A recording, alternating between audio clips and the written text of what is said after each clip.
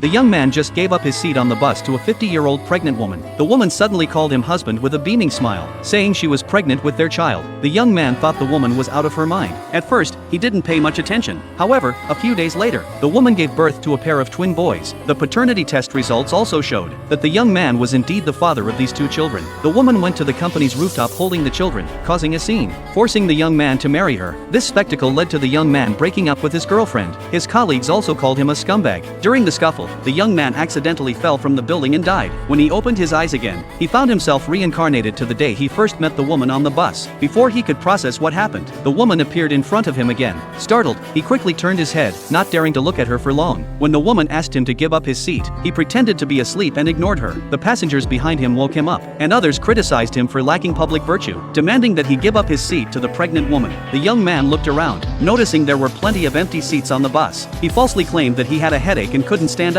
suggesting the woman sit in one of the other empty seats. Before the woman could speak, the passengers began accusing him of being rude. The young man retorted, "If you're so well-mannered, why don't you give up your seat for the pregnant woman? I'm not sitting in the priority seat. I'm under no obligation to give up my seat." Seeing this, the woman asked him to help her to a seat in the back. The young man grew cautious, not understanding why she was specifically asking him for help, suspecting it might be a trap. Suddenly, the bus braked hard, and the woman lunged toward the young man. In the nick of time, the young man raised his backpack to shield himself. When the passengers behind him tried to help the woman, she waved them off. The young man thought to himself that if touching could create a connection, then the woman had plenty of chances to touch him first. He suspected the woman's real goal was his seat. The woman asked again for him to help her to the back. The young man refused to leave his seat. Even as others cursed him, he still wouldn't get up. At this point, a passenger couldn't stand it anymore. Rushing over to pull the young man up, the woman quickly squeezed to the side of the seat. Just as she was about to sit down, the young man suddenly vomited his breakfast on the seat. Now no one wanted to sit there, and the woman was forced to sit in another empty seat. The young man thought he was safe now, but when he turned around,